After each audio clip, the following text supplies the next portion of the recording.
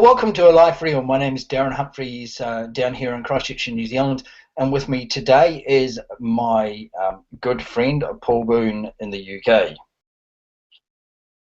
Hello, Darren. How are you doing? You keeping well?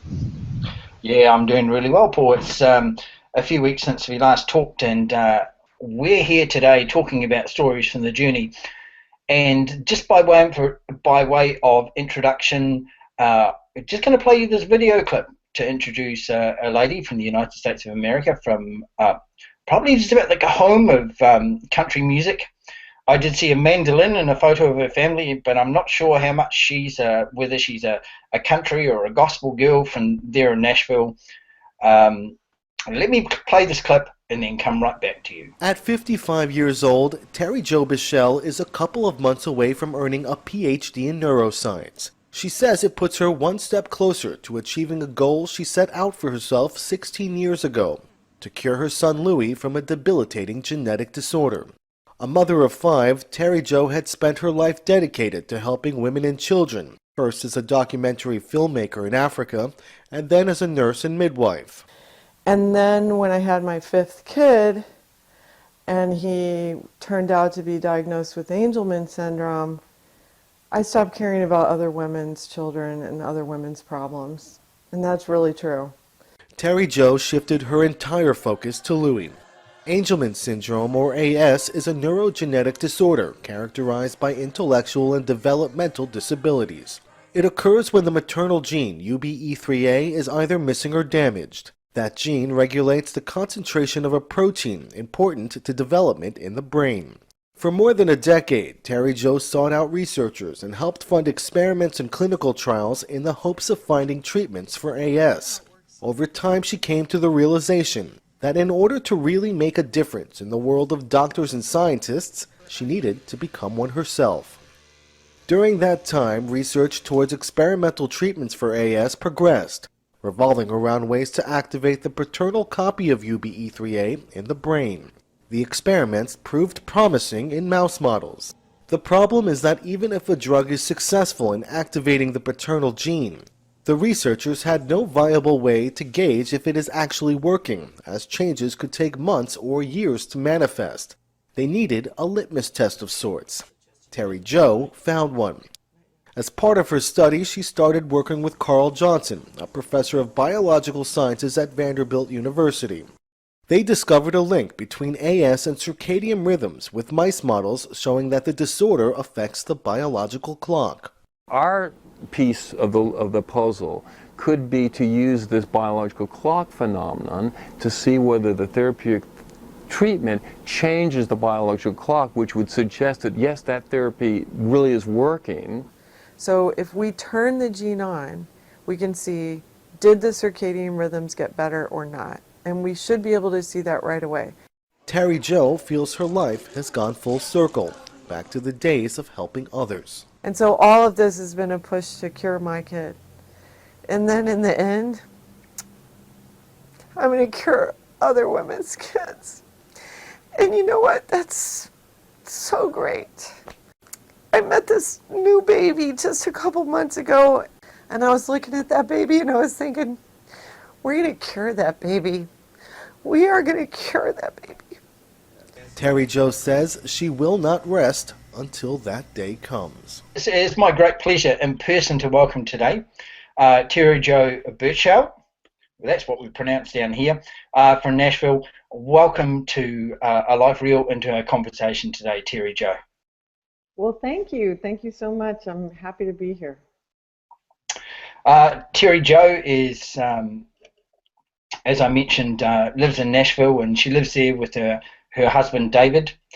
She has 5 children, and you've seen in the clip just something of the work that Terry Jo is doing in relation to finding a cure for her son, Louis. And not only for her, but it actually would make a real difference for lots and lots of other mums as well. Terry Jo, you had 5 children, and so take us back a little bit, if you would, thinking about those early days after Louis was born, and the things that led up to you begin to ask the questions about something that perhaps wasn't quite right. I think after 4 children, you, as a mum particularly, or as a mom, you begin to notice those things. Tell us something about those early days, Terry Jo. Well, I listened to your last interview of Rita, and I realized how much her story of figuring out what was wrong with her son was exactly the same as my story. So I think that what she described was that her son had a hard time nursing, and she also had a really hard time with her pregnancy. I did not. But after her baby was born, she talked about how she could tell, because she already had these other children, that there was something different about her son.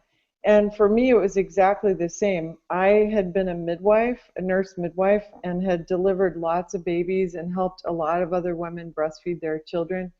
So I really couldn't understand why my son was having such a hard time breastfeeding. And I thought there had to be something the matter. And I kept taking him back to the pediatrician and telling her he wasn't making eye contact, he wasn't communicating with me. And the pediatrician kept saying, well, how does that make any sense? He's only a 2-month-old baby. But I knew he wasn't communicating with me the way my other kids did.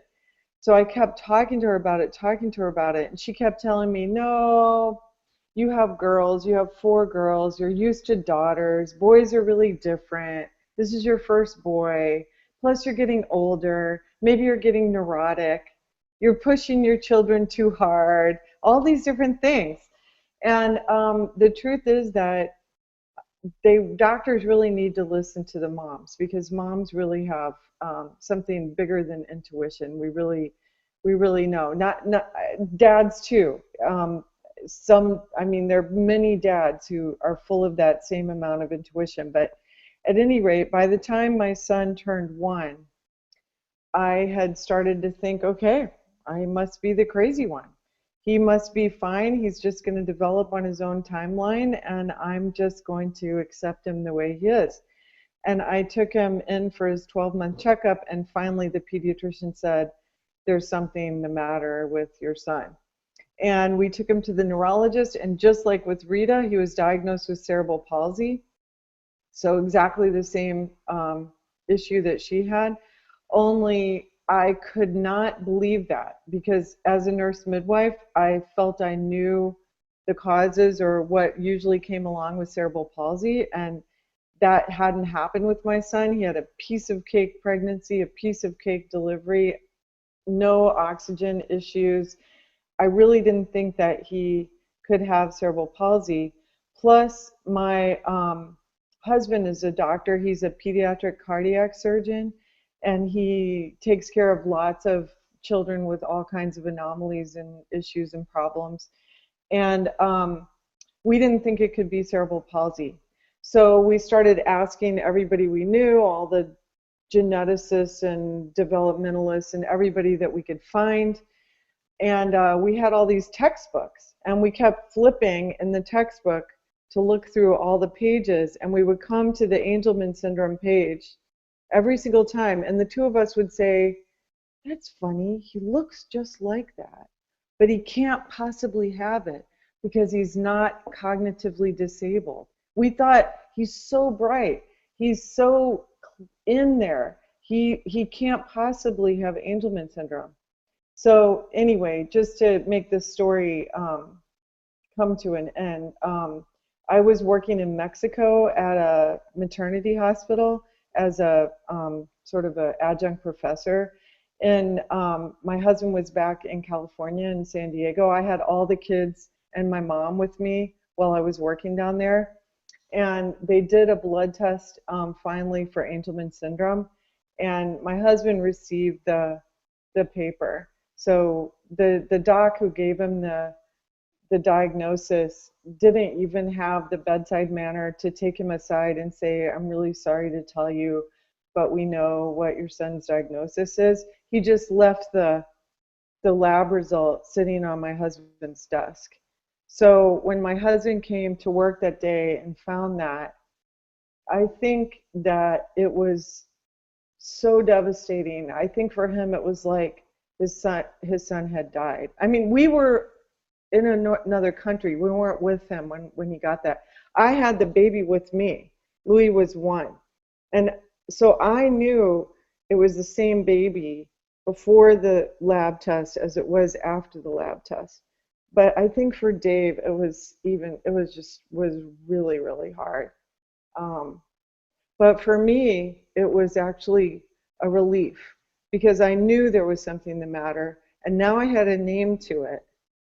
And so I was about 3 miles from the closest computer, so I left the kids with my mom, and I walked down the hill to the computer and got on the internet and started looking up everything to do with Angelman syndrome, and I felt like, okay, all right, now I have work to do. Now I know what I can do. And I found out that there was going to be the very first international conference ever on Angelman syndrome was going to be 2 months or a month later in Finland.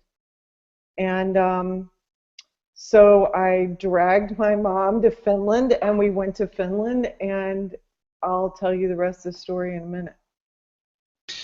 Can I just ask there, sorry, and it was a really interesting piece there, is that, you know, David was in a foreign country, he'd received a notification, you know, his experience and your experiences in terms of, you know, flipping through the books and saying, well, do you know what, it could be Angelman syndrome, we're seeing some symptoms here which kind of line up with what would be Angelman syndrome, and then to receive that notification, and I accept that it's not appropriate. Did it confirm that, I mean, how, I'm probably asking you to speak for David, probably it's probably inappropriate to do so, but really, you know, that confirmation, how does that make you both feel that actually you were singing and dancing in the right pages, and, you know, what was it like to receive that confirmation for you both? You're absolutely right. I think he was, it was really, really, really, really, really hard for him.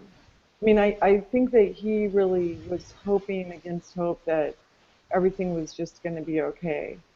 And we had that difference of feeling. I felt absolutely in my bones that something was terribly wrong.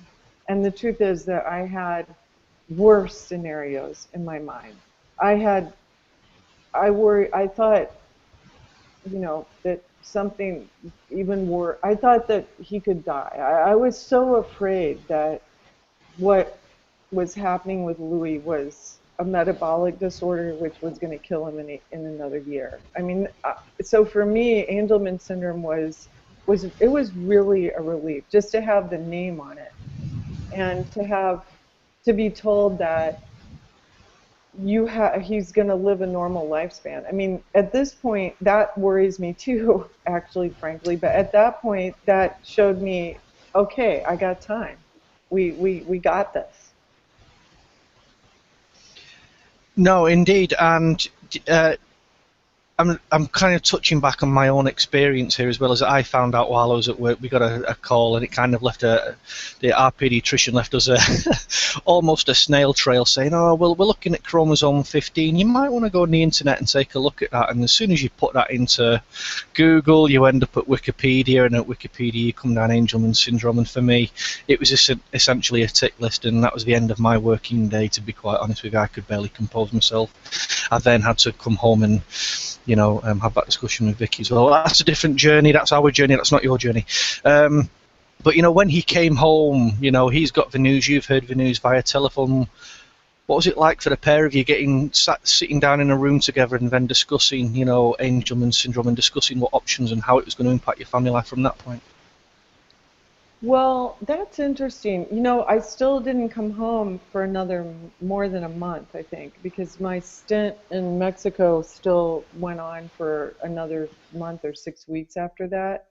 So we didn't sit in the same room again yet, you know, for some time after that. And this was before Google Hangout and everything. And so we could be on the phone a bit, but even now it's pretty expensive. So the truth is, I remember this phone conversation when he told me, and my very first reaction of course, was to cry. But then I right away said, we're all going to be able to have a good life. We are all going to have a good life.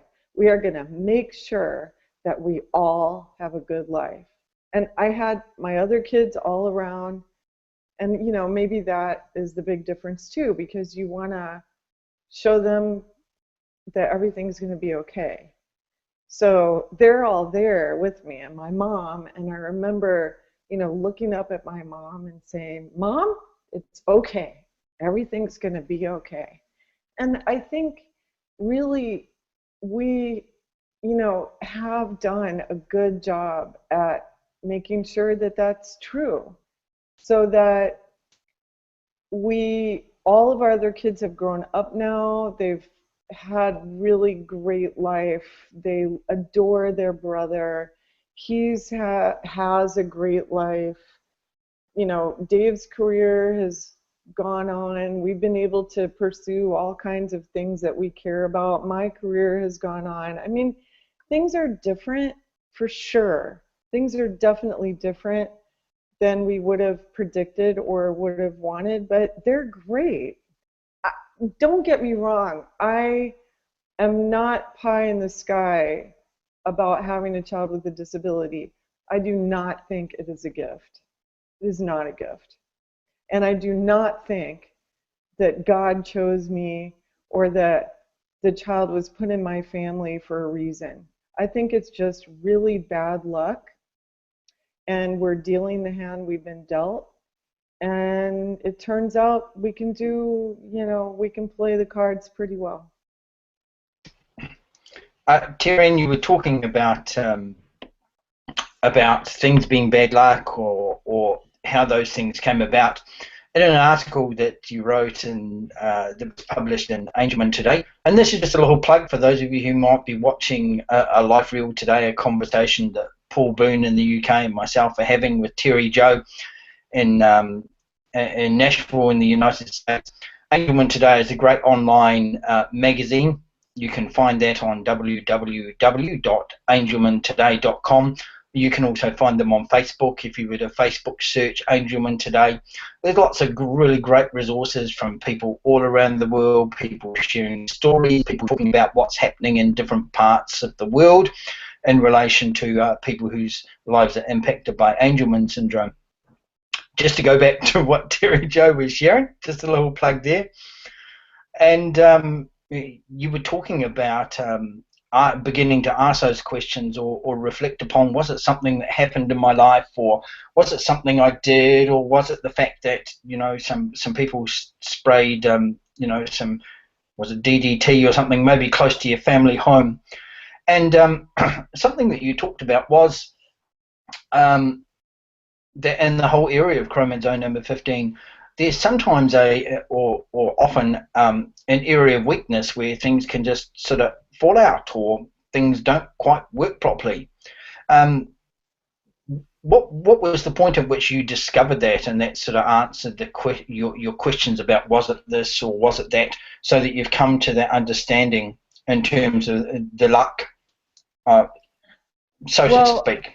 You understand my question? Yeah. I do. So, I mean, of course, so I drank too much on the 4th of July when I was pregnant with Louie and didn't know I was pregnant yet. So, of course, the very first thing that pops into your head is, you know, what did I do that could have caused it? I wasn't such a good teenager. I was sort of a ne'er-do-well, and I got into all the trouble everybody else got into in the 70s. And, you know, I thought, like, maybe some bad thing I did caused it, or, you know, something like that. And I also, by chance, and this is not to cause alarm because the 3 children were conceived in different states, but I actually, when Louis was diagnosed, I lived within half a mile of 2 other kids who were born the same month who also had Angelman syndrome. And so, you know, of course, everybody in our school district figured it was something in the water supply, but we had all moved there from other places, so it wasn't that. But I really want to know. I'm just one of those people who the more information I have, the happier I feel. I really want to know everything. And so we actually, the three of us, I believe all three of us did it, but maybe not. I may not remember properly. But anyway, we joined a study. There was a study back in Chicago. They were trying to understand why that chromosome, why that one section of the 15th chromosome has so many deletions and duplications, because it has duplications too. So there must be something very funny about that region, that you get these duplicates and triplicates, and then you also get deletions. So they studied it. They took our blood and my blood, my kid's blood, Louie's blood, the other kid's blood, everybody's blood, and they looked at the sequence on either side of the deletion, because the idea was that maybe there are some weird, funny repeats, and maybe there are some people who have more repeats than others, and maybe those repeats make that section weak. I really wanted to know. I also wanted to know, in case, I mean, I have 4 daughters. I'd like them to know if they've inherited that. They should know about it and think about it and plan about it. And so we sent all our blood in, and actually the interesting thing is they found that I had these extra repeats, and some of the other people in the study too. And then they found out that 70% of the general population has those extra repeats.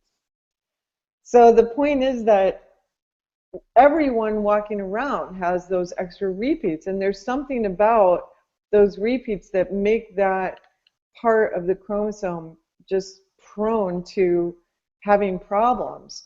But nobody can find any risk factor at this point. No age, no ethnicity, no bad behavior, no nothing.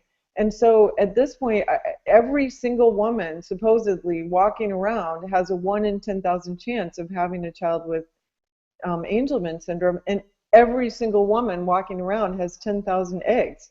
So every single woman has that one roulette wheel turn waiting to happen, and I just ended up being the lucky 10,000.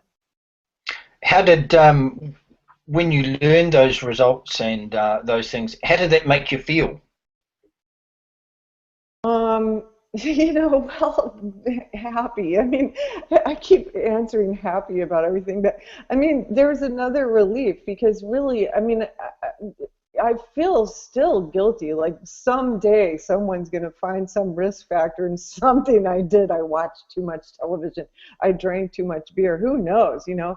I mean, somebody will find a risk factor, but at this point there isn't any. So I just feel like it isn't my fault, and that is a relief. It just happened. It just happened like anything else happens, and I just need to work on it. Great. Take us back to Finland, because you were sharing with us earlier that it was fairly soon that you and your mum, I could just imagine your mum, maybe somewhat in disbelief, because at least for yourself and for David, there's some significant sort of medical background, and I think one of the things that I'm hearing from you sharing your story is just about that thirst for knowledge, or that wanting to have the understanding, something that probably comes from having that background for both yourself and David. I guess heading off to Finland, perhaps some of your other family or some of those other people were less understanding and thought, she's really lost the plot. You know, she's dragging her mum halfway around the other side of the world to the first conference of a condition that none of the rest of us have really heard of. Tell us something about people's response to that one, and maybe something about your encounter and your time in Finland. What were some of the really key things or action points that came out of that conference for you, Terry Jo? Well, it was great. It was so funny because Louis was, I guess he was 14 months old at that point. So I had ended up getting him to breastfeed. He was still breastfeeding. And so, but you all know what it's like having an Angelman child. They can't sleep anyway, right? And the conference was in July in Finland. And I don't know if that rings a bell to you at all, but what that means is that there was the sun was up 23 hours a day. So there was no dark in the country at all. Plus the jet lag was, I mean, it's like 9 hours.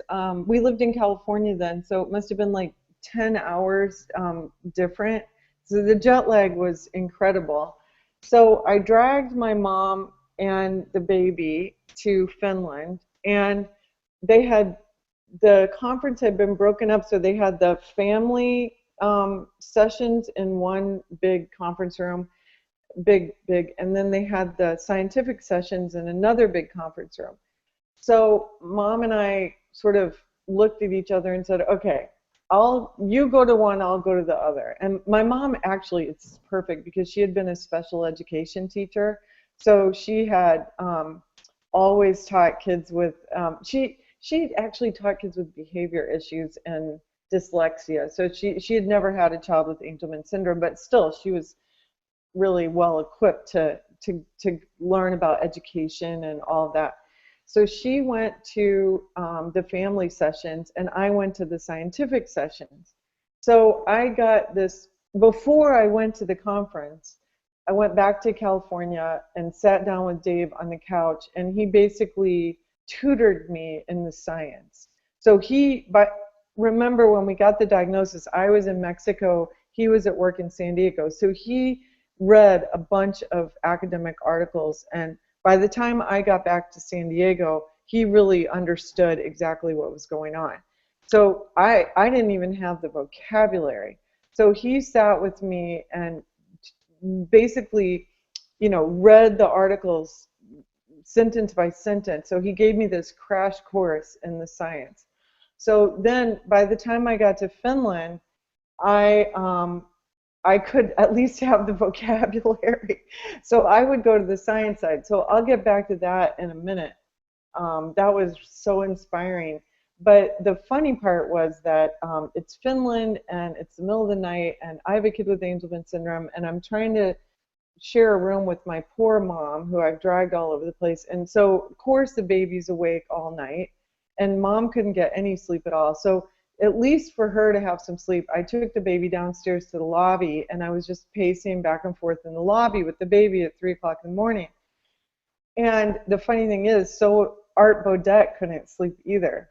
So I would run into him at 3 o'clock in the morning in the lobby. So I really got to know some of the scientists really well at 3 o'clock in the morning because nobody could sleep. And so I got to know Art, and I got to know a little bit Charlie Williams. I didn't get to know Joe Wagstaff that well on that trip, but I did get to know him better later, although he was much closer to many of the other parents and scientists than he was to me. But he was a wonderful, amazing gentleman. Actually, all three of those people are. And so the thing is, Art Bodette had a eureka moment at that conference, and it led him to try to turn on the paternal gene using methylating agents. And so my husband, head of heart surgery at this children's hospital, and I'm a nurse midwife, and so we thought we're uniquely situated to help start clinical trials. So we helped start a clinical trial site with Dr. Lynn Bird in San Diego. Art Bodette's clinical trial site was in Houston, and Louis was the first patient in the study that was trying to turn on the paternal gene with vitamins, really, with methylating agents.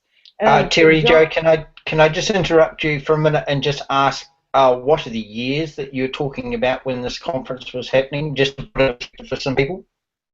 Yeah, so Louis was born in 1999, and the conference was in the year 2000 in Tampere, Finland. And then we actually got the folic acid trial going already by the year before 2001. So we had it going really quickly.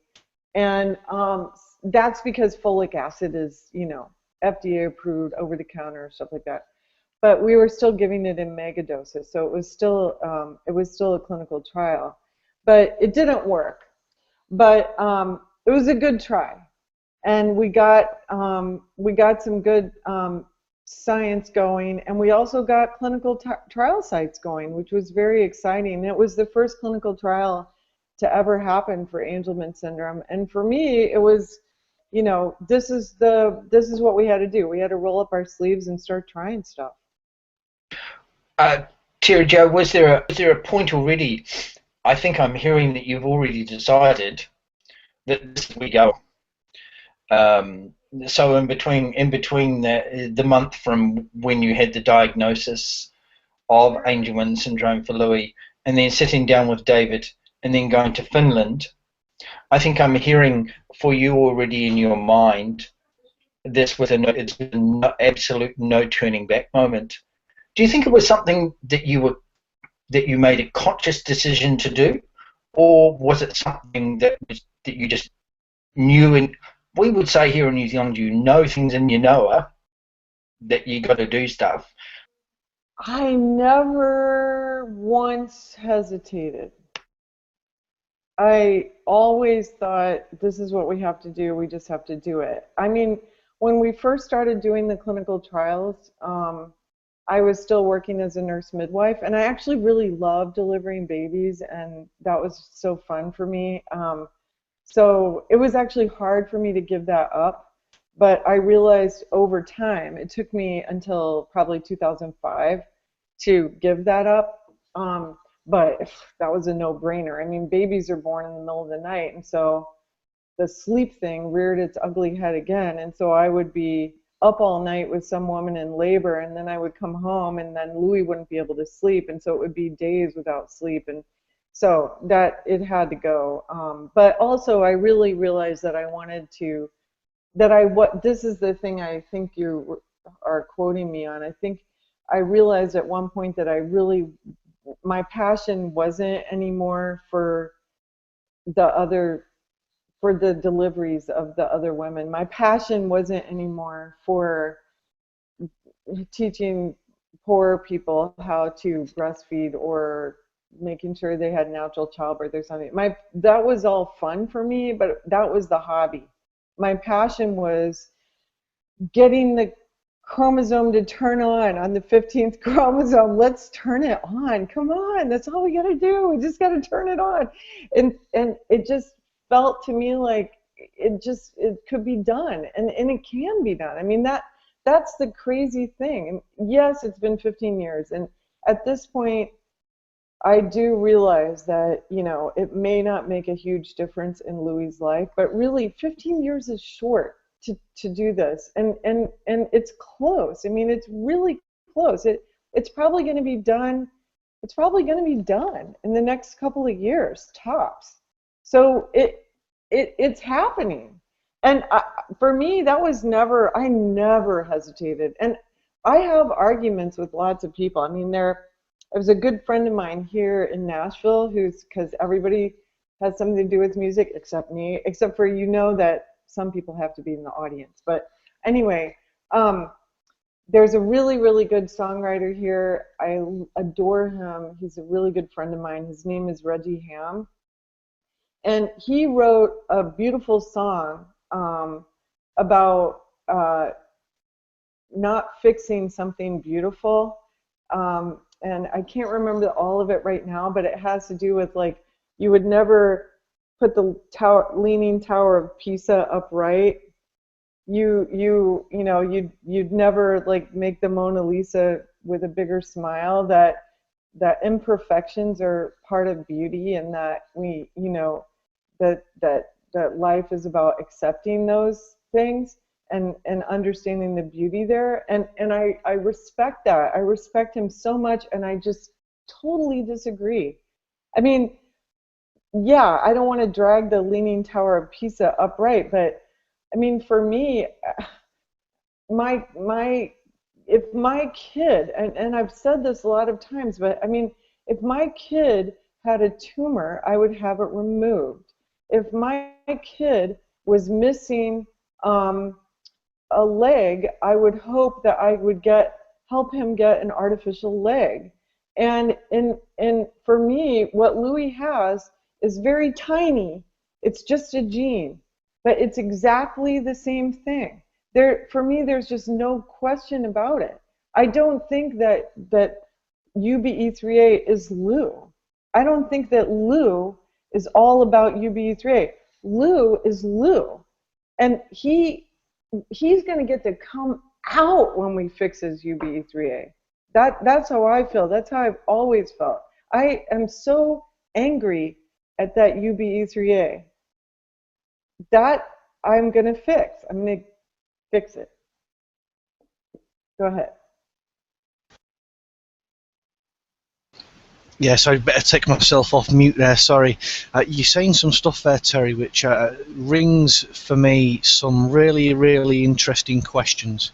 And there are two things on this, and I think one of my questions you just kind of answered there, really, in terms of, if it was a tumour, you'd cut the tumour out, and I completely get that, and I completely understand that. What really drives my next question, and I wrote the question down, is what fuels that drive? Where does that drive come from to say, I want to sit here and I want to fix this? Is this something that has always been as part of you growing up, where you see a problem, not only do you want to understand the problem, but you want to fix and resolve that problem? Is that something that's inherent with you, something that you've always done? I guess so. I don't know. I mean, maybe. I guess so. I don't know. I mean, the other day, one of my daughter's boyfriends asked me if he was talking to me about my choice of career and how I chose my career. And he said, he was asking me sort of, I don't want to make him look bad. I think he's quite lovely. I actually like him very, very much. Okay, but he was trying to sort of ask me, like, how do you choose a career that you'd be happiest in? And I realized I had never even tried to choose a career that I'd be happy in.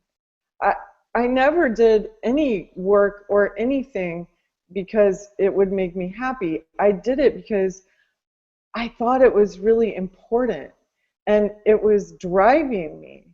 So, back when I was a midwife, that might sound kind of, to some people, not such a driving thing, but I was out to help women in impoverished countries, empower women. It was a feminist thing, and that to me was a passion.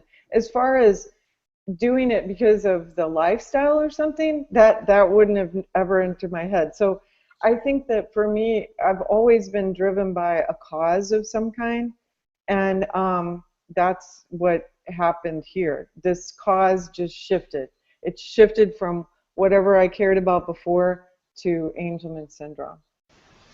No, absolutely. And one of the things that I picked up on earlier as well was your use of the comments. When you were a midwife, you were doing your hobby, but this was just something that you were very passionate about. And I thought, from a personal point of view, I thought that was a really interesting perspective, because you find that a lot of people, when they're trying to reach out, they find themselves in a middle management job, or they're trying to reach for that career aspiration. You'll hear a lot where people say, you need to go away and do the thing that makes you the happiest, and it might be a hobby, and but for you to actually, and I'm going to kind of use some strong words here, but it's not those aren't judgment words, but you like to have these very powerful roles, these roles which are very, very influential, and the word that kind of springs to mind, and I appreciate it's probably an inappropriate word, but godlike roles here. What you're doing is you're giving life, you're bringing life to children, you're encouraging women through childbirth, and then you're going through all of this, the trials and all of your efforts and all of your work with Angelman syndrome, not just trying to understand it but trying to fix it as well. And I think it's absolutely wonderful, and I think just your words are far more appropriate than mine, and I appreciate probably the word God there probably is inappropriate, and for anybody watching, that was just judge me harshly on it. But throughout all of this drive and all of this stuff that you've got, my second question really was, obviously you wanted to impact that change, and you wanted to see Louis do be normal. She'll use the word normal. There you go. I'm in trouble again. Wanted him to be normal. So, as you've set out on this journey, and probably several times while you've been on this journey, in your mind's eye, what kind of impacts do you see it having on Louis and on other angels as maybe something comes to the market? Because, obviously you said that was part of your journey and part of you wanted to see him, be himself. You don't want him to be part of this UBE3A gene. You don't want him to be, hampered by chromosome 15. And you're probably one of the most best placed people we've actually had on the show so far who understands, this to such a degree and to such a depth. So what kinds of changes would you expect to see, and what are those also, from a different point of view, you would like to see? I'll hand it back to you now. I've been on enough now. That's a great question. Okay, so first of all, I want to go back to the fixing things. Okay, so my husband, is a pediatric cardiac surgeon. So there are these little babies that he does surgery on when they're 2 days old, 3 days old, a week old, tiny little babies, and they're born with their hearts upside down, backwards, half of it's missing, and he just re-plumbs them. He does the plumbing, and they start over, and they get sewn up, and they go away, and they do great. And maybe he and I are just really simple-minded, people or something, but we just feel like that's what you do. I mean, you try to fix stuff. So I don't think of that as anything kind of like high and mighty. I think of it as something very very low, very simple and straightforward and not even philosophical. It's just like mechanics. And the whole gene thing, I mean, the heart is just plumbing. Dave always says it's like a carburetor, only it's squishy. And, I think that the gene is just like a machine. It's just very tiny. It's just like a little teeny gear, a little cog in a gear.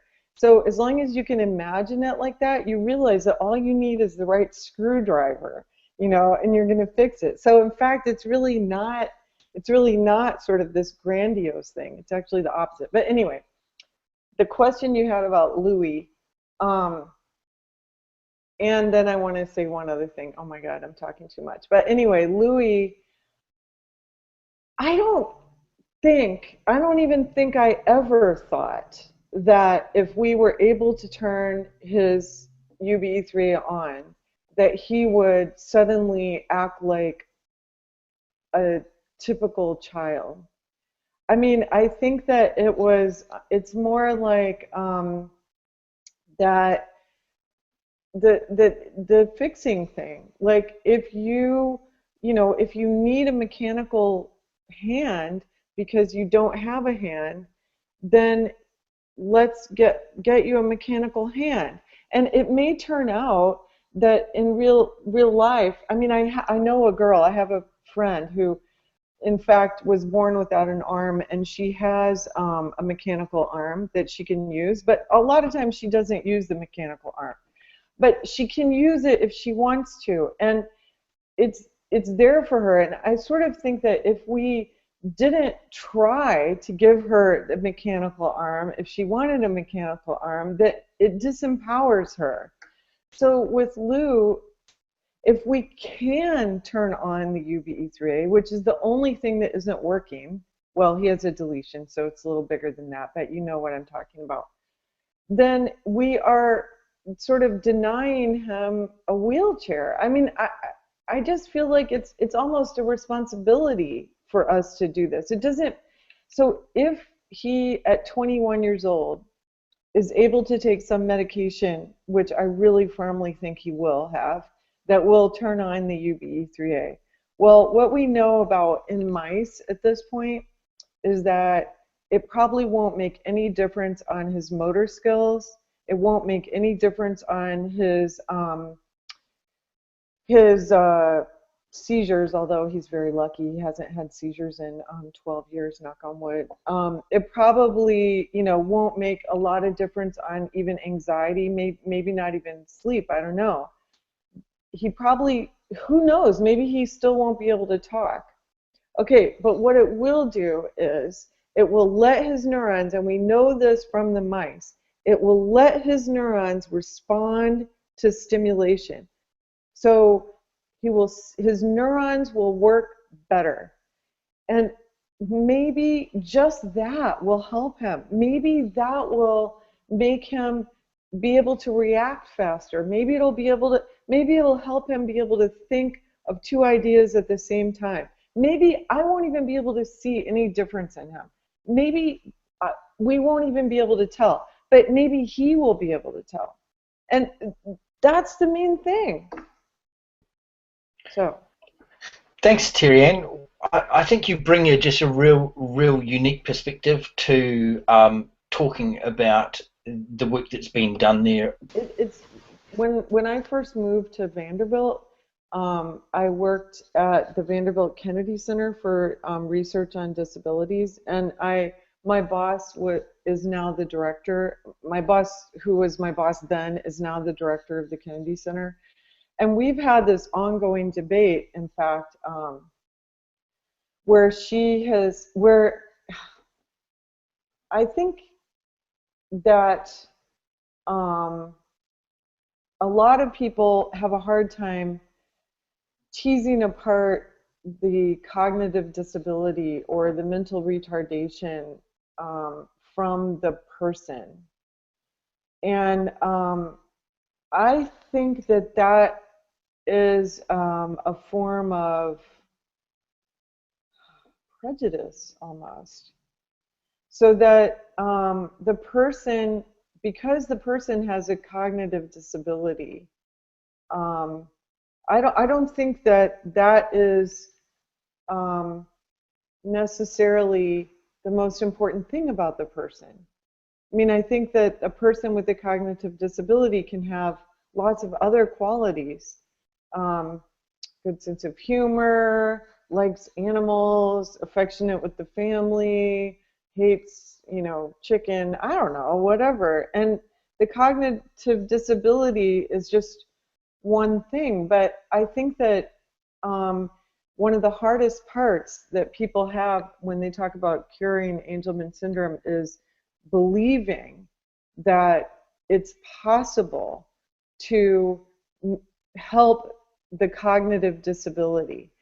And I think that we should strive for that. Can you imagine how frustrating it must be to be locked into a brain that doesn't work right? I know my son is frustrated a lot of times. He tries to respond to things. He tries to do things. It takes him such a long time to process. I have to ask him things 2 or 3 or 4 or 5 times, and then he hears it. I know that's frustrating. Can you imagine? To me, I feel like for him, it must be like sort of being in a fog all the time. Everything is just sort of slow, and by the time he has a chance to respond, the question's gone and the next thing has happened. And it's hard for him to respond. Can you imagine if we could come up with a way to help that fog lift? I mean, we gotta do that. But let me just say one more thing, because I feel like I was talking a little bit too grandiose before. My little piece of fixing this is so little, you have to know. These brilliant guys, so Art Bodette, Ben Philpott in North Carolina, the ISIS pharmaceutical team, maybe Matthew During at Ovid, maybe some of these people at Agilis, Ed Weber, all these people, they're fantastic scientists. I mean, my little part is so little, and the foundations are doing so much also. I mean, the foundations are, coming around to really putting money into this stuff. FAST has been sort of focused on this from the beginning. I mean, there are so many people, and so when I say I want to fix it, I don't even for a second want to take credit for that. It's my drive, but I mean, really, thank God there are all these brilliant people involved in this, because I'm just a tiny part of it. So I completely get the passion thing. And earlier on, Darren, while you just stepped away from the camera, I was saying essentially, as I've heard Terry Jo's story, that it gives this godlike power of being able to give life to children, to babies, and then going on with the passions of trying to help find that cure and that just try and fix this thing, whatever it is. And it may have been a strong word, so I want to take that back. If that's, I'm not saying at all that I believe that you are, driving sort of a godlike thing. It's just I understand your passions. When I use that respectfully, and I don't mean that disrespectfully. But I think one of the key things you were just saying there, Terry Jo, is about flipping back. Oh, in fact, sorry, Darren, is about flipping back the blankets and then suddenly springing out of bed one day and going, "Da-da! Angelman Syndrome is gone, no more, and hi, you may not know me, but you've been living with you for years, and my name is Louis." Same with my son Sebastian. But for me, I work in project management, and there are two ways we look at things: it's change and transformation. And I think one of the key differentiators is that change is a gradual thing, and you can go back, whereas with transformation is permanent. And I think one of those key things that when people think about the cure, they think about the cure as being a transformation, and it's going to be an overnight thing. I could be wrong, and I accept I could be wrong, but I think it's going to be more of a gradual adoption of the processes and the techniques and the way that the delivery will happen, and it will be a slow process. It will be a drip feed almost. I think I don't know if you would want to comment on that at all, just in terms of those differences between the change and the transformation elements of this at all, Terry Jo. No, that's really great. Yeah, it's interesting. The experiments that have been done show that when they turn on the gene, so this is either with topotecan or with the Antisense oligonucleotide that Isis Pharmaceuticals is making, when they turn that on, the gene is turned on instantly, and it stays on for some time, okay? So in that sense, it's transformative, and it doesn't seem to turn back off again. So it's on. However, all of those neurons that the gene is turning on in, they've never worked before. So they're not connecting to the other neurons the way they're supposed to be connecting. So even if you turn that on, you now have to gradually form all these connections and reworks the systems in the brain. So that part is the slow change. So I think that's kind of the scary part of turning the gene on, is that it probably is permanent. At this point in the mice anyway, it seems to last for 6 months, which is like a decade in a human lifetime. So we think right now that the treatments that would need to be given would have to be given every 3 to 6 months, which is not very much, and maybe even not that much. We don't know. So the thing is that it would be sort of instantly irreversible. So that part's a little creepy, a little scary. On the other hand, I think that the next day the kid is going to wake up exactly the same. Almost like, I mean, it's like all those neurons are going to have to start to fire and start to work together, and all those systems are going to have to start to wire. And all of that is going to take a really long time. So that's in the best case scenario. So I think nobody would see anything instantly. And maybe, like I said before, it would be invisible. I don't know. It reminds me a little bit, Terry Jo, just you speaking, there's a concert pianist in New Zealand who had a nervous, it was to do with his brain, it was neurological, sorry, in which he was unable to play piano. And he talked about the length of time that it actually took, and it was even things like slight movements in his body that he began to rewire how his fingers could enable him. It was about a 5-year period of time from when he first experienced his condition. Can I get you to just reference the difference between Angelman syndrome not being something structural in terms of brain and something synaptic? Okay, so yeah, the big thing, even 15 years ago, or when Louis was diagnosed, people felt that Angelman syndrome was probably a structural disease. So that would mean that the brain formed in the wrong way. And so the brain developed that way and was going to stay that way forever.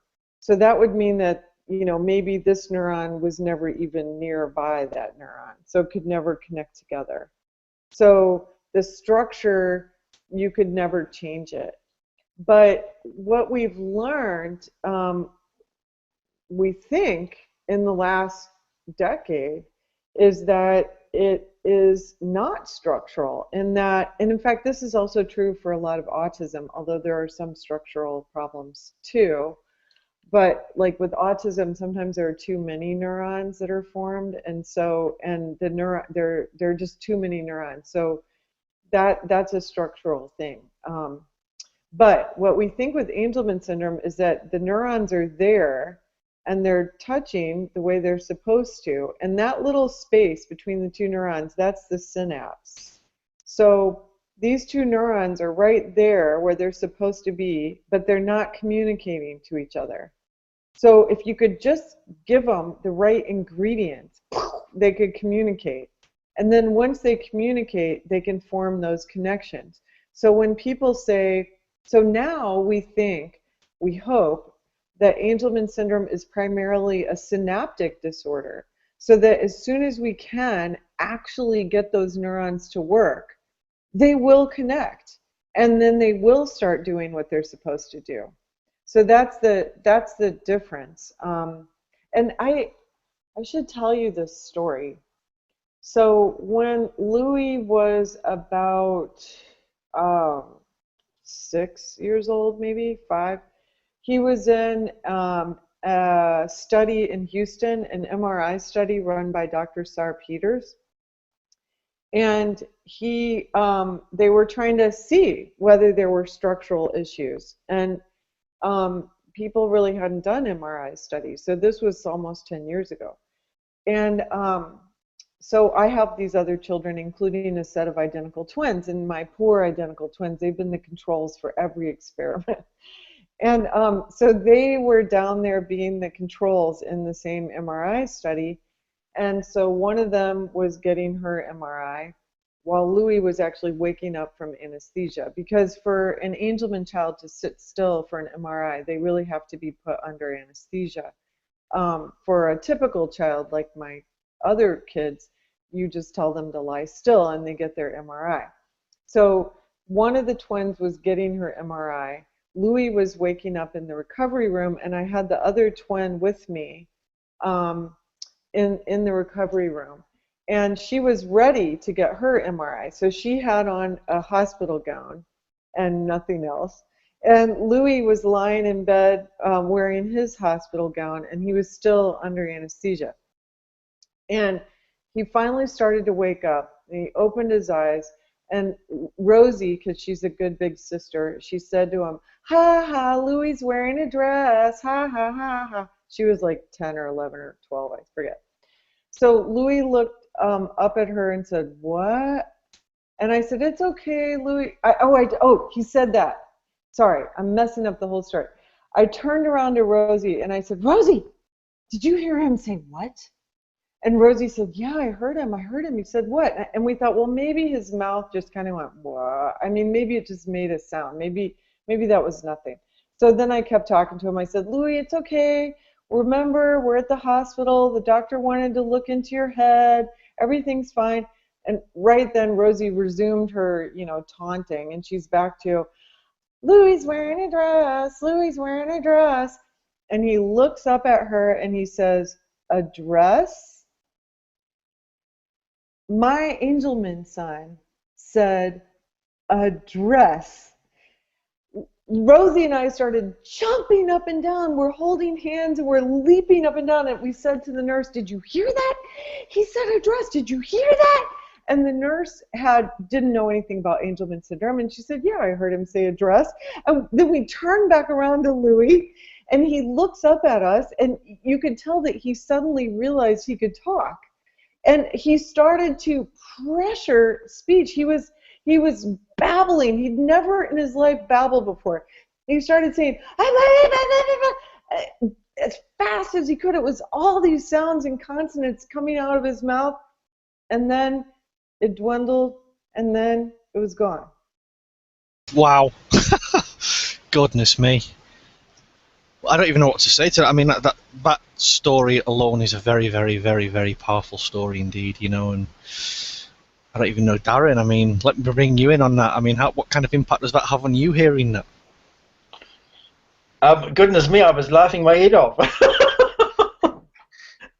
Just thinking about those things, and you know, I think it's only when you're in that place and you've had some of that experience, and I think that's actually one of the joys sometimes of actually hanging out with other parents who being on the similar sort of journey, is you can laugh about those things and actually, but goodness me, I think it just highlights just the whole unlocking that you were talking about earlier, Terry Jo, about the capacity and about the intention. Now, you've written about it as well, because it's often about talking about children or individuals with Angelman syndrome who have the receptibility to understand. Boy, oh boy, did I know that Elijah understood lots of things that I was saying to him. That frustration around the inability. It didn't actually. One of the things that's really interesting is it doesn't inhibit our children's personalities. You know, there are some. Elijah was a cunning little boy who liked to get up to mischief, who liked to do things because he liked to do them. Now, I think the thing that's always challenging and always interesting regarding my experience with Angelman syndrome is how, from a medical perspective, our children or individuals are ranked or judged or understood, or thinking that your child has X, Y, Z, or has a capacity of A or a capacity of B, when in fact as parents we know that we could easily give in and say, you know, my child has a mental age of X. But in fact, I think you begin to see, and even in your story, there's that interaction between Louis and his sister, and that wasn't it wasn't a 10-month-old or a 2-year-old young man responding to his sister simply because it wasn't, you know. That's what I'm hearing in the story. I gotta interrupt you for a second, because this is another one of those controversies that Angelman families talk about.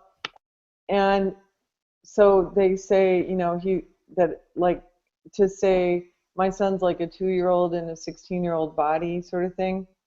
But the truth is, I think it's very complicated. So, you know, they find out more and more and more that 6-month-old babies, how much they can understand, but their bodies don't work well, right? And so I think that, you know, a 6-month-old baby, a 1-year-old baby, a 2-year-old toddler, I mean, there's a lot that they can understand, and then there is a lot that they can't. And, you know, I have raised these other kids, and I've seen them go through a lot of developmental stages and grow up bit by bit and start to understand things as they get older. And, you know, I think that in a lot of ways, Louis is locked in like a 2-year-old. I have to agree that that is true. And in a lot of ways, he's a very typical 16-year-old. And that it's not so easy to say either way. We can't say he's a full 16-year-old and, you know, his body just doesn't work, because he gets very excited about things that an infant would also get excited about. And so in some ways he's developmentally 2 years old or 4 years old or whatever age developmentally he is. I don't even know. I mean, it's almost like the way his brain has worked, it's that some little parts of it are stuck in ways and other parts are not. And so I think that we have this, rudimentary way of talking about it that doesn't really explain the way it really works. And that, in some ways, Lou really is like a young baby, and in other ways, he's exactly his age. And that's just the way that's just the way it is. Yeah, I think sometimes it can be, we can either try and make it really simple, but I think I hear you say, there are snaps or different parts of your experience and Louis, and certainly mine with Elijah, where you can see that there's purpose and intent in different things, but the ability, sometimes the ability around, is fine motor skills, or the ability to do things are hampered by, we were talking about those connections and things not working. One of the things that I wondered if you just comment about, and some people would say this is actually about political correctness, about the language that people use. Has it been more or less of a challenge for you and for David, coming from a medical background, that you might talk about mental retardation and use language that people actually might, and some people actually might find that really offensive language, and yet the language that gets used in the context of clinicians in the medical field may not always easily translate across into everyday life for people?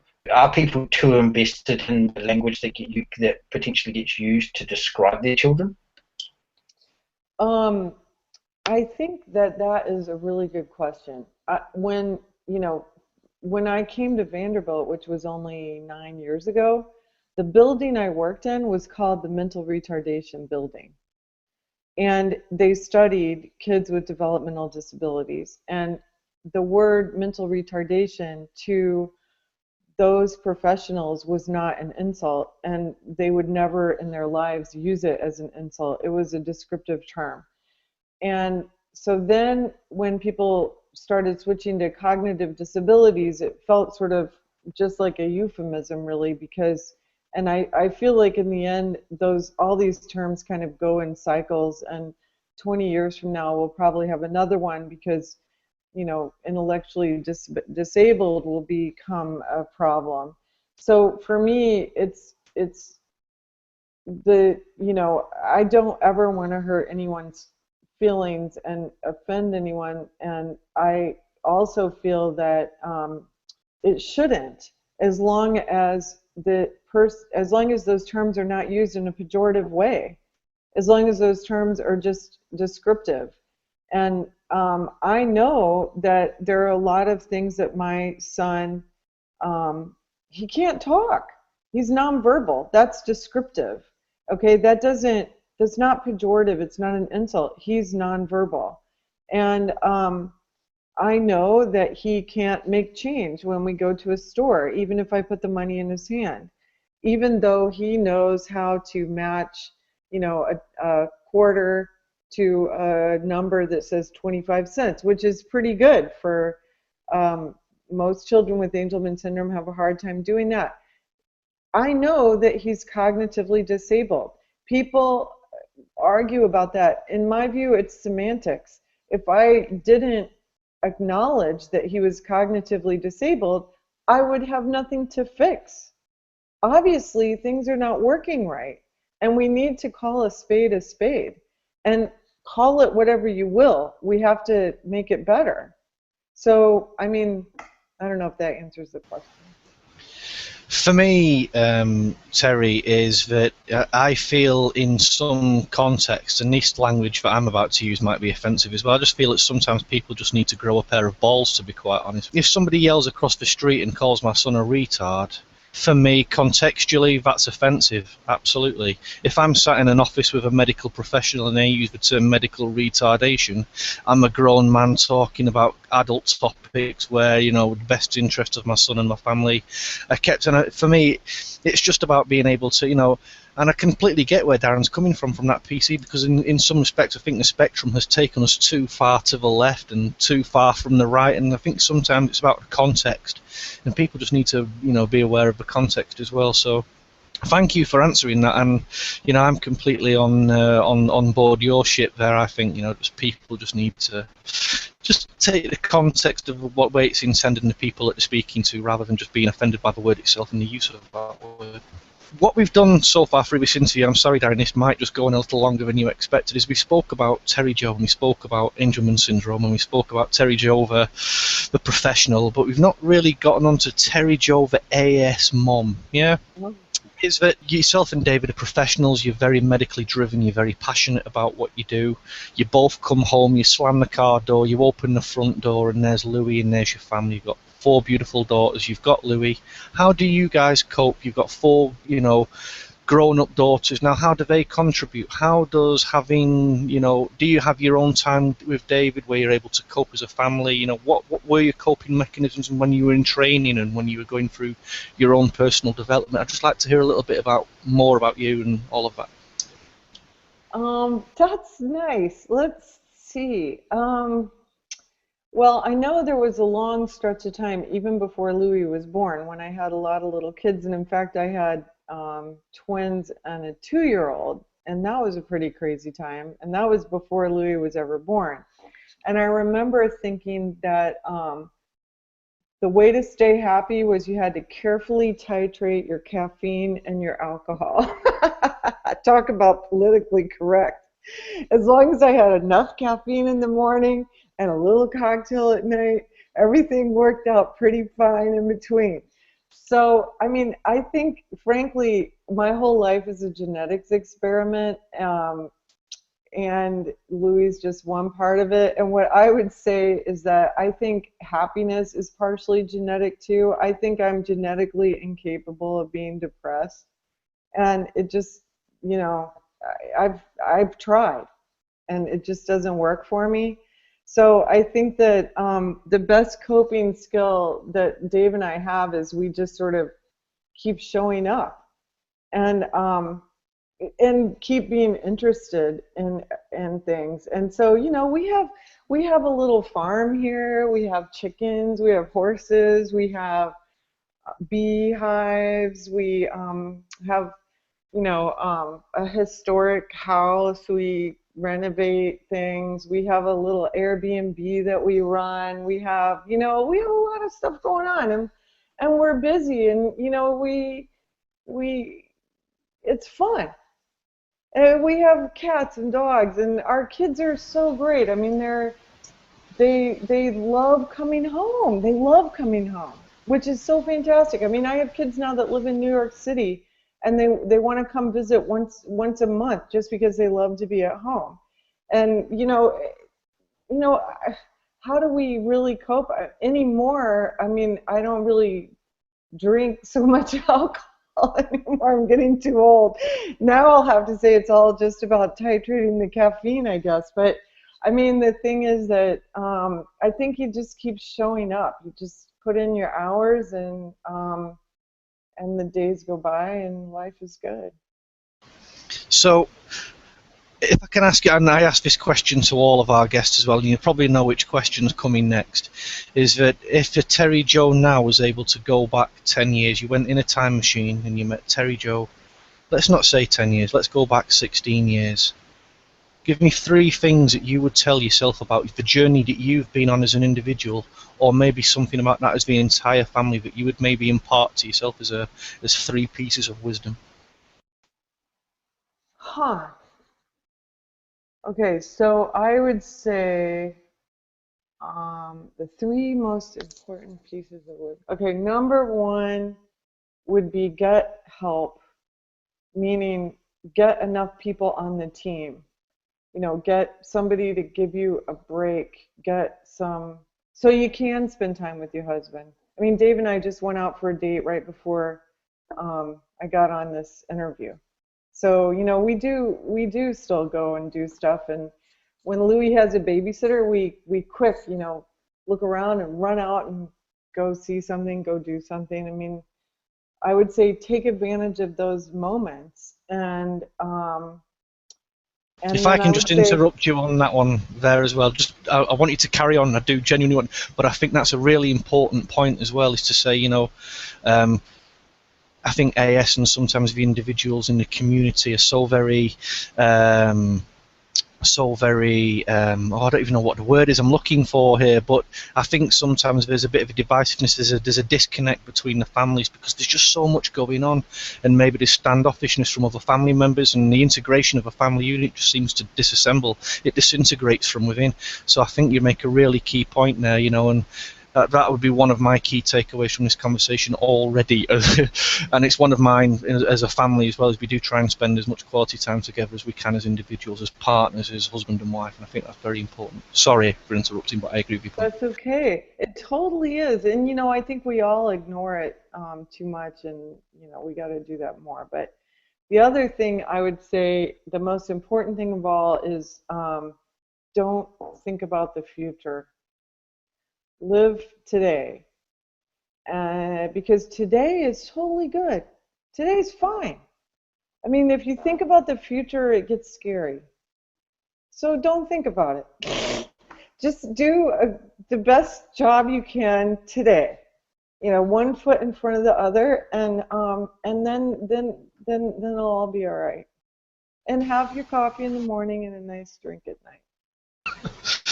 I know, and when I asked Susan Winfrey and I, at the end of our interview, I don't know if you caught that one, Terry Jo, but we had a drawn-out session where we were talking about mortality and fear, and Susan said exactly what you said, is, I don't want to think about the future, it's about here, today, it's all, it's about here and now, don't look back, treasure what you've got already, so, already. Well, listen, thank you so much. I don't know if you can hear me right now because I can't hear you, but I just want you to know that I'm really happy that you guys are doing this, that I just think it's really amazing and a beautiful thing, and I'm really proud that you included me, and keep going. No, it's something, Darren and I had spoken about maybe for 6 or 7 months before we even kicked off our first interview. It is something we're passionate about, connecting Angelman's families and showing that actually there are many, many similarities between the Angelman's families, but also that showing that despite all of those similarities, that there are also uniqueness. And that we can all share experiences and we can all share emotions, but sometimes the drivers for them are uniquely different. And, certainly from my own perspective, just one of my own journeys here, briefly, is that I met a lady at a UK conference. Her name was Pam Robertson, and I met her 18-year-old son at that time who was striving for independence. He had AS. His name was Ben Robertson. Wonderful family, beautiful boy.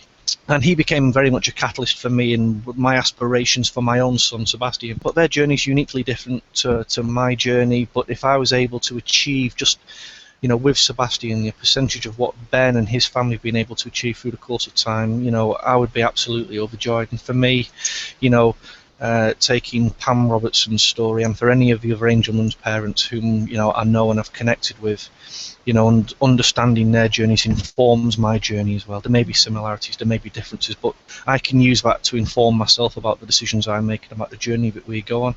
And for me, that's why I thought this would be a good thing. And I know, speaking with Darren and Darren's own journey, that it connects very, very deeply to a lot of people who care not just about the here and now, but also the past. But maybe some of the trails that some of our parents may have to walk down in the future, it may inform some of that activity, and I think that's where Darren and I kind of connect. Darren, I don't know if you have anything to say on that.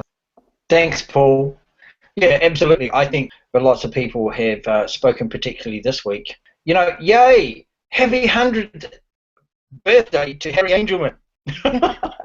Should have said that at the beginning. In this past week, we celebrated Harry Angelman's 100th birthday. I could just say a couple of things about that. There's something unique about Elijah and the Humphreys connection with Harry and with Angelman syndrome, because in fact Elijah's death anniversary is the same day as Harry Angelman's birthday. It's just really And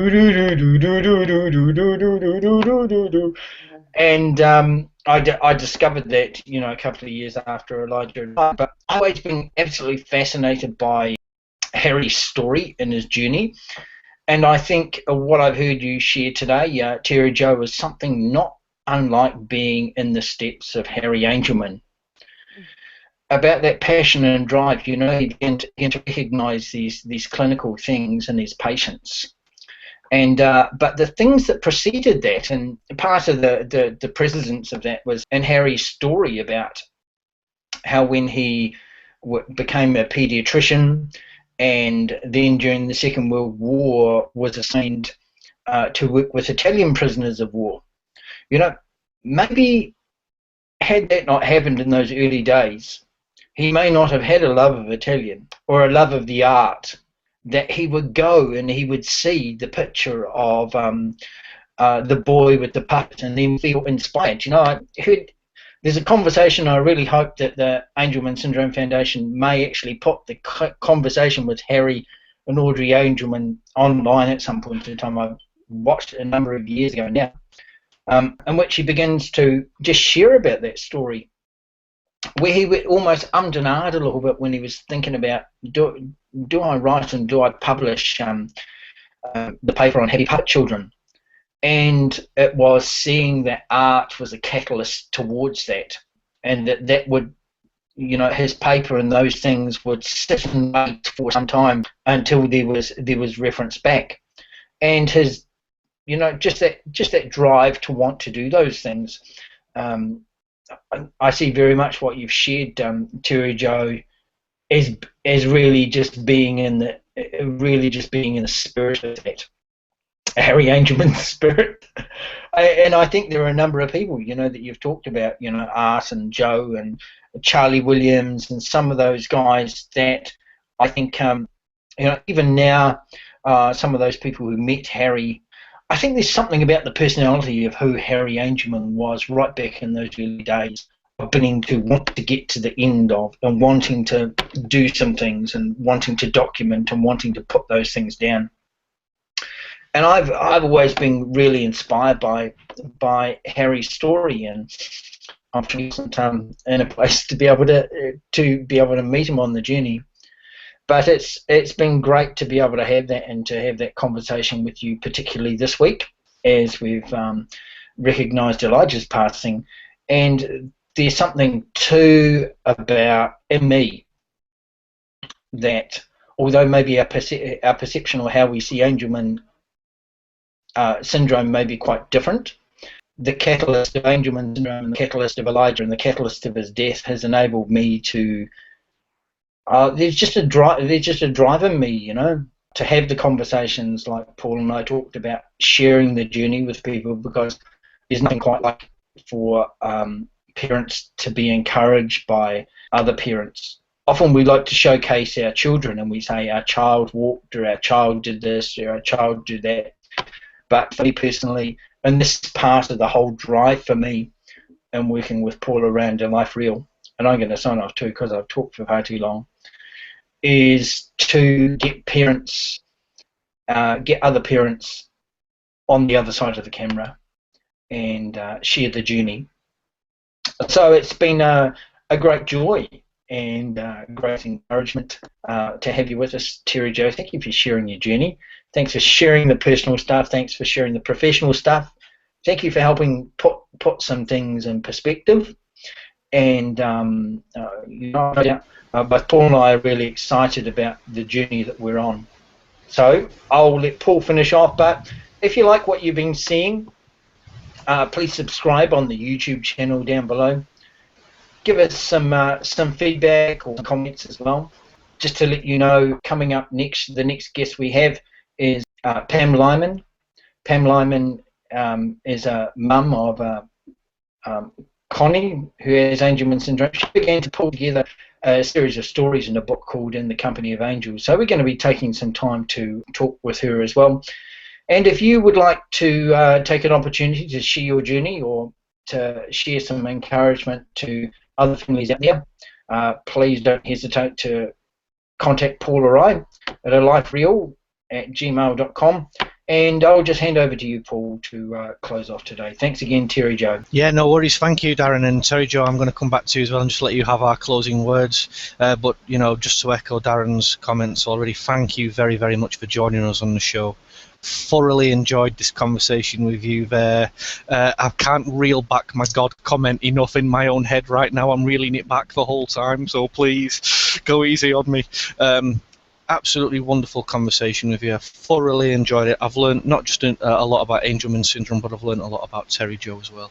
So genuinely, from the bottom of my heart, thank you very much for joining us. As Darren's already said, everybody, if you like what you see, if you like what you hear, click the like button, hit the subscribe button, but also more importantly, if you get the message that we're trying to give out here, share that message amongst the people in your community, amongst your families. Get that message out there that people aren't alone and there is a journey that can be shared, something that can be learned and something that can be taken away from this. This isn't just about us AS parents locking ourselves away in the cupboards. It's about informing everybody else as well, about the human aspects of the journey as well as the professional medical ones that we've had. Here from Terry Jo. Terry Jo, thank you very much again. Is there anything at all you'd like to close off with just before we end the interview? I think I just want to thank you so much, and I just want to also remind Darren, when I first sort of met him was about 6 or 7, 8 years ago. He called me out of the blue to help a kid in Tennessee who was having a lot of seizures, and he's just been bringing together the whole community from all around the world for a long time. And I wish I had known Elijah, but I'm glad I know Darren, and I'm happy to meet you too, Paul. And we're all in this together. So thanks a lot, and I'll sign off. All right, bye-bye.